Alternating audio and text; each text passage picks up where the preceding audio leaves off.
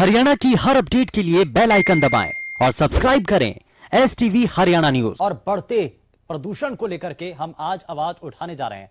दरअसल लगातार विभागों की तरफ से भी अनियमितताएं बढ़ती जा रही हैं, जिस वजह से प्रदूषण बहुत तेजी के साथ बढ़ रहा है और एक बार फिर से जहरीला वातावरण होता नजर आ रहा है। और इसी को लेकर के आज हल्ला बोल कार्यक्रम के जरिए हम आवाज उठा रहे हैं। दरअसल फरीदाबाद में निगम की लापरवाही से आमजन का जीना मुश्किल हो चुका है। यहां लगातार कचरा जलाने की समस्या सामने आ रही है। कई लोग रात के अंधेरे में कबाड़ में आग लगा रहे हैं, जिसकी वजह से फरीदाबाद का जो पूरा वातावरण है वो धुआं धुआं हो चुका है। शहर में जगह जगह उठते धुएं के गुबार से लोगों की जान पर बना चुकी है।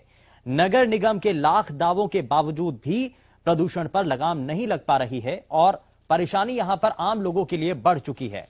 वहीं बात सिर्फ एक इलाके की नहीं है, किसी एक जिले की नहीं है, बल्कि पूरे प्रदेश और देश के अंदर कुछ ऐसी ही स्थिति बनी हुई है।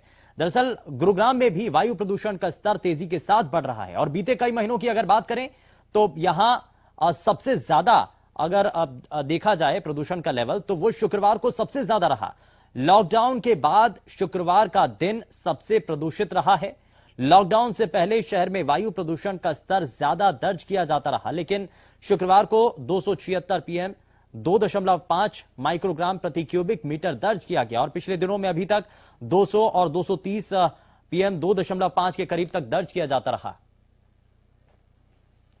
तो ऐसे में ये जो सभी चीजें हैं जिनको लेकर के हम आपके सामने तस्वीरें साझा कर रहे हैं, आपको दिखा रहे हैं, और इन्हीं तस्वीरों को लेकर के आप हमारे साथ हमारे इस मंच के साथ जुड़ सकते हैं, अपनी बातों को साझा कर सकते हैं। टीवी स्क्रीन पर लगातार नंबर फ्लैश हो रहे हैं और चलिए जरा कॉल्स लेने का सिलसिला भी अब शुरू कर लेते हैं। गोपाल सिंह इस बीच हमारे साथ कॉलर कार्यक्रम में जुड़ चुके हैं। बहुत स्वागत है गोपाल जी आपका कार्यक्रम में। बताइए क्या कहना चाहते हैं आज के विषय पर आप। देखिए, जिस प्रकार से ये पोल्यूशन का है, हर जगह ये जो सीजन शुरू होता है और ये पोल्यूशन शुरू हो जाता है, इसका मुख्य वजह जो है आम आदमी को खुद समझनी होगी कि इस पोल्यूशन को दूर करने के लिए खुद पहल करनी पड़ेगी। बार बार हम जो है पराली को जिम्मेवार ठहराते हैं। पोल्यूशन के लिए सिर्फ पराली फैक्ट्री ही जिम्मेवार नहीं है। जो पोल्यूशन के लिए जो हमारी जितनी गाड़ियां चलती हैं डीजल और से, चाहे वो जनरेटर्स पड़े हैं, और साथ ही बेमतलब की जो लोग जगह जगह कूड़े करकट को आग लगा देते हैं, ये एक बड़ा फैक्टर बनता है पोल्यूशन का। हमें ये समझना पड़ेगा, हमें अपनी जिम्मेवारियों को भी समझना पड़ेगा। इस जो सारा कुछ सरकार के जिम्मे छोड़ करके अगर हम बैठ जाएंगे तो निश्चित तौर पर ये इससे पोल्यूशन से राहत मिलने वाली नहीं है।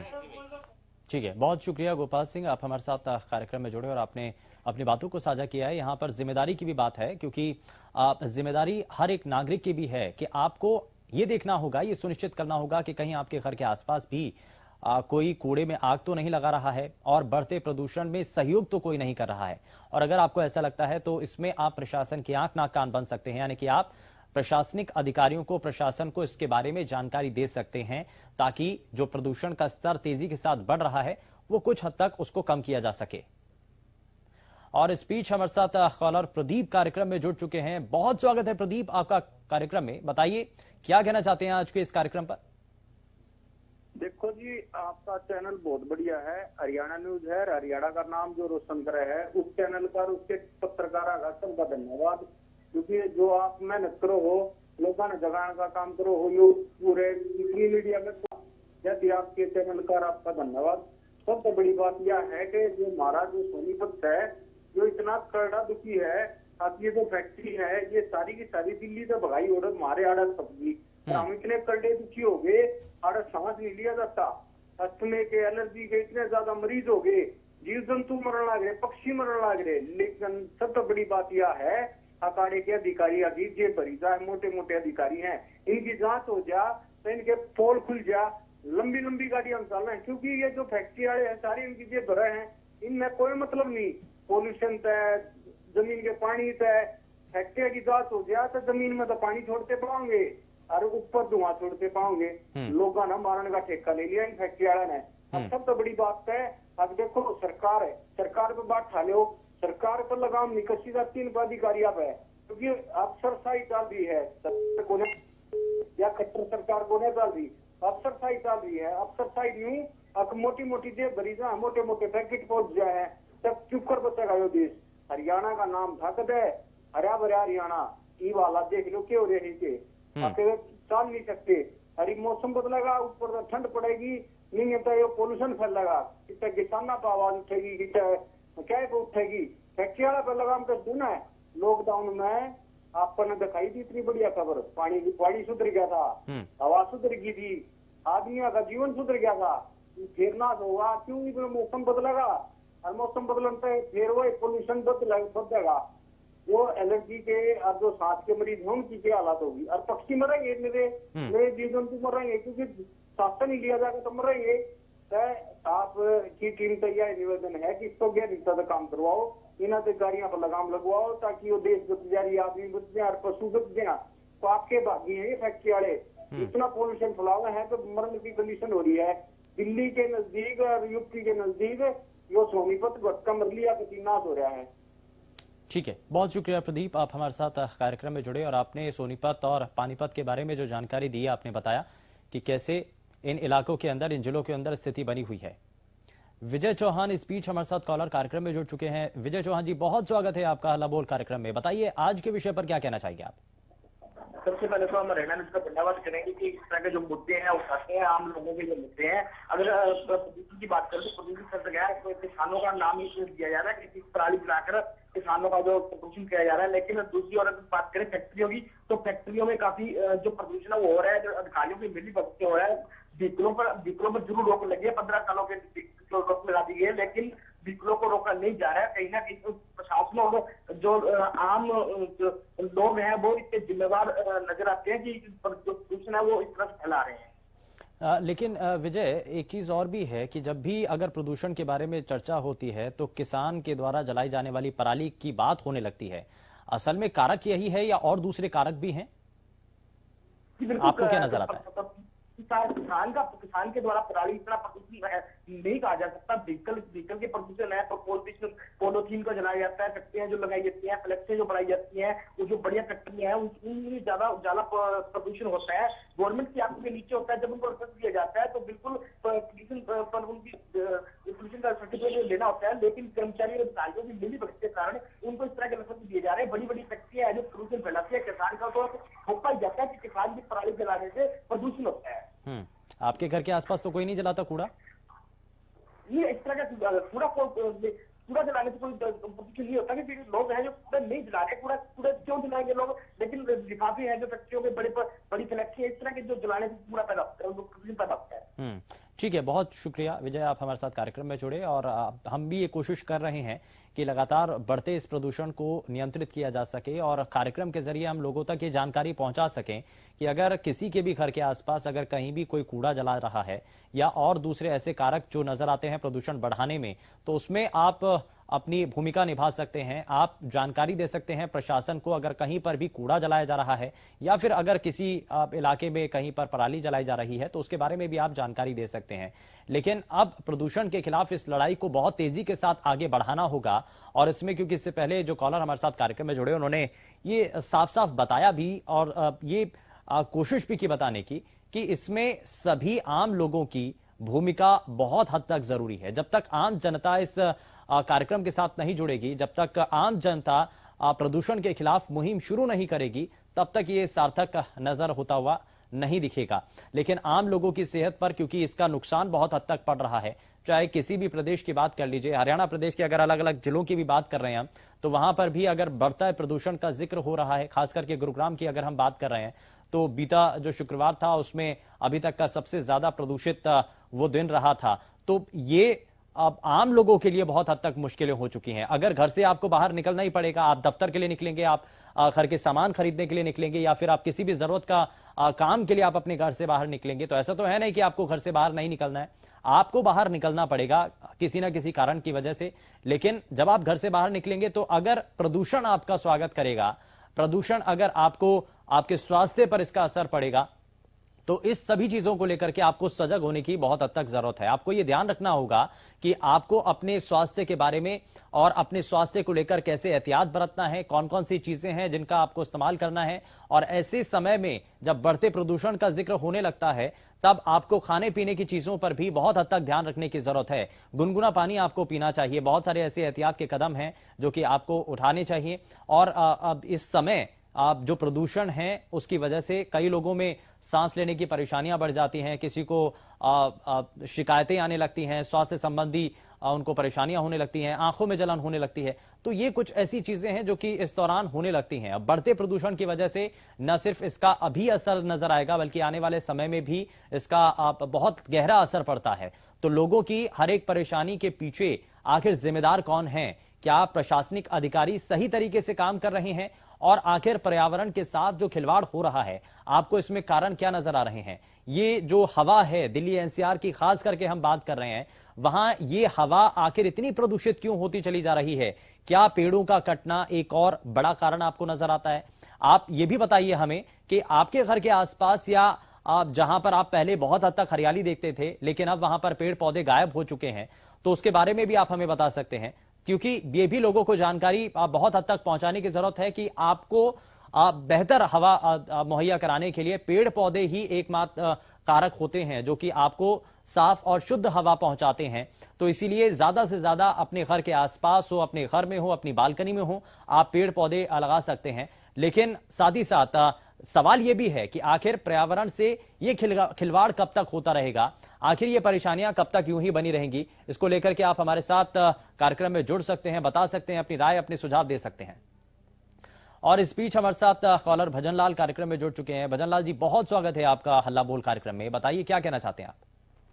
सबसे पहले तो मैं रेणाजी का धन्यवाद करना चाहूंगा कि जो मुद्दे उठाते हैं आम पब्लिक से जुड़े हुए मुद्दे हैं। अगर बात करें की तो प्रदूषण किसानों की पराली जलाने से ये होता है। किसान तो पहले की पराली जलाता आ रहा है, अगर 50 साल पहले की बात करें तो कौन सा प्रदूषण था, लेकिन जो व्हीकल आ रहे हैं आजकल और जो फैक्ट्रियां लगती हैं उससे ज्यादा प्रदूषण होता है। बड़ी बड़ी फैक्ट्रियां जो लग जाती है इनको लाइसेंस दिया जाता है, प्रदूषण बिल्कुल इनको कहा जाता है कि प्रदूषण रहित हो, लेकिन कर्मचारी अधिकारियों की मिली भगत से प्रदूषण होता है। भट्टों से जो भट्टे चल रहे हैं उससे प्रदूषण होता है। प्रदूषण किसान की पराली जलाने से नहीं हो रहा, किसान को तो थप्पा ही जा रहा है कि इनके कारण प्रदूषण हो रहा है। चलिए, बहुत शुक्रिया भजनलाल जी, आप हमारे साथ कार्यक्रम में जुड़े और आपने अपनी बातों को हमारे इस मंच के जरिए साझा किया है। प्रदेश के बाकी लोगों तक भी आपने अपनी बातें जो हैं पहुंचाने की कोशिश की है। विलायती लाल इस बीच हमारे साथ कॉलर कार्यक्रम में जुड़ चुके हैं। बहुत स्वागत है सर आपका कार्यक्रम में। बताइए क्या कहना चाहते हैं आप? लगता है शायद संपर्क टूट गया है, लेकिन आप सभी लगातार हमारे इस मंच के साथ जुड़कर अपनी बातों को साझा कर रहे हैं, बता रहे हैं और अपने घर के आसपास की भी आप जानकारी हमें दे सकते हैं। कौन कौन से ऐसे इलाके हैं, क्योंकि ये जानकारी होना प्रशासन के लिए भी बेहद जरूरी है। अगर आपके घर के आसपास या आप जिस रास्ते से होकर के गुजरते हैं, अगर वहां पर कहीं भी कूड़ा जलाया जा रहा है या किसी भी तरीके से बेकार के सामान में अगर आग लगाई जा रही है और अगर इसका धुआं अगर आप उठता हुआ देख रहे हैं, आग लगी हुई है, तो उसके बारे में आप हमारे इस मंच के जरिए बता सकते हैं ताकि वो जगह चिन्हित हो सके। और इस वक्त जो अधिकारी, आपके इलाके के अधिकारी या प्रदेश स्तर के बड़े अधिकारी जो इस वक्त ये कार्यक्रम देख रहे हैं, तो वो उन जगहों को पहले से ही नोट डाउन कर सके। और हम ये उम्मीद करते हैं कि जो परेशानी और जिन इलाकों के बारे में आप जानकारी दे रहे हैं, जहां के बारे में आप बता रहे हैं, उन पर तत्परता के साथ कदम उठाया जाए ताकि जो आपकी परेशानी इतने लंबे समय से बनी हुई है, जो आप अक्सर कई बार लोगों की शिकायत होती है कि अधिकारी सुनते नहीं हैं, उनके पास तक पहुंचते हैं लेकिन वो किसी भी तौर पर सुनवाई नहीं करते हैं, तो इस सब चीजों से ऊपर उठ करके यहां पर अधिकारी सीधे सीधे कार्रवाई भी कर सकते हैं, हम ये उम्मीद करते हैं। जयबीर इस बीच हमारे साथ कॉलर गुरुग्राम से कार्यक्रम में जुड़ चुके हैं। जयबीर, बहुत स्वागत है आपका कार्यक्रम में। बताइए क्या कहना चाहते हैं? ये इतना बड़ा मुद्दा उठाने के लिए आपका बहुत बहुत धन्यवाद सर। बहुत शुक्रिया, बहुत शुक्रिया। जैसे जमींदार, हर बार ये होता है जैसे जमींदारों ने पराली जला दी, जमींदारों ने पराली जला दी, ठीक है जी। जितनी कंपनियां चल रही है, कितनी गाड़ियां चल रही है, लॉकडाउन का जब पानी साफ हो गया था, हवा भी साफ हो गई थी। दूसरा, जैसे वो कहते पराली को रोको, पराली बना रुक जाएगी, भाई जो पैसे वाले हैं वो उस पराली को उठवा के गौशाला में डलवा देंगे, हमारा पशु वो कहने मरेंगे, जमींदार का फायदा हो जाएगा, जमींदार आग नहीं लगाएगा। आग कहाँ लगाएगी? आग तो मजबूरी में थोड़े बहुत लगानी पड़ती, नहीं कोई आग नहीं लगाता सर पूड़ियों में, इतनी महंगी हो रही है। ठीक है, ठीक है, यानी कि आग लगाना अपनी फसल के अंदर, पराली के अंदर, वो एक मजबूरी बन जाती है। बहुत शुक्रिया जयवीर, आप हमारे साथ कार्यक्रम में जुड़े। यानी कि पराली में आग लगाना किसानों के लिए एक बहुत हद तक मुश्किल भरा काम है, क्योंकि ऐसे ही वो पराली में आग नहीं लगाते हैं क्योंकि उनके पास कोई विकल्प नहीं होता, इसलिए वो ये काम करते हैं। लगातार कॉलर्स इस बारे में भी अपनी बातों को साझा कर रहे हैं।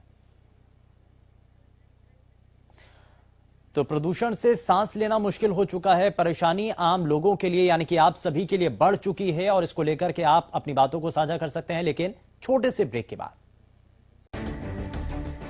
ब्रेक के बाद आप सभी का स्वागत है हल्ला बोल कार्यक्रम में। और हल्ला बोल कार्यक्रम के जरिए लगातार हम प्रदूषण के खिलाफ आवाज बुलंद कर रहे हैं, हल्ला बोल रहे हैं आज प्रदूषण के खिलाफ। बढ़ता प्रदूषण आम लोगों के लिए जो मुश्किल बन चुका है, मुसीबतें खड़ी कर रहा है, लेकिन इस प्रदूषण को कैसे दूर करना है, कैसे इसको कम करना है। बहुत हद तक जो प्रदूषण का स्तर बढ़ता चला जा रहा है दिनों दिन हम देख रहे हैं, और इसको कम करने के लिए इसमें भूमिका हमारी भी है, सरकार की भी है और प्रशासनिक अधिकारियों की जिम्मेदारी तो बनती ही है।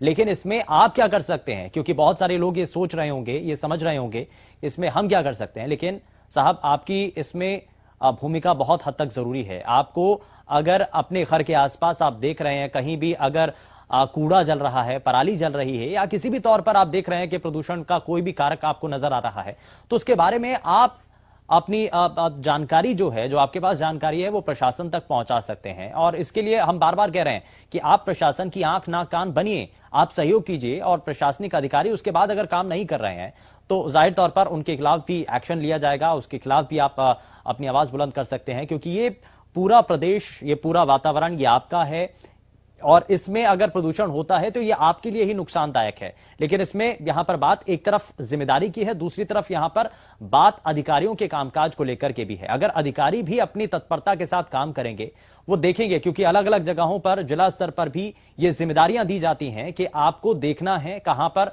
प्रदूषण बढ़ रहा है, कितना बढ़ रहा है और इस स्तर पर आखिर कैसे पहुंचा, और उसको नियंत्रित करने के लिए पौधारोपण जैसे और दूसरे काम भी किए जाते हैं। एक तरफ प्रदूषण को रोकने के लिए बहुत हद तक फैक्ट्रियों पर प्रदूषण फैलाने का जो ये कहा जाता है, तो ऐसे में फैक्ट्रियों के ऊपर भी देखा जाना चाहिए, वहां पर भी ये समझा जाना चाहिए कि क्या बहुत तेजी के साथ वहां पर प्रदूषण फैल रहा है।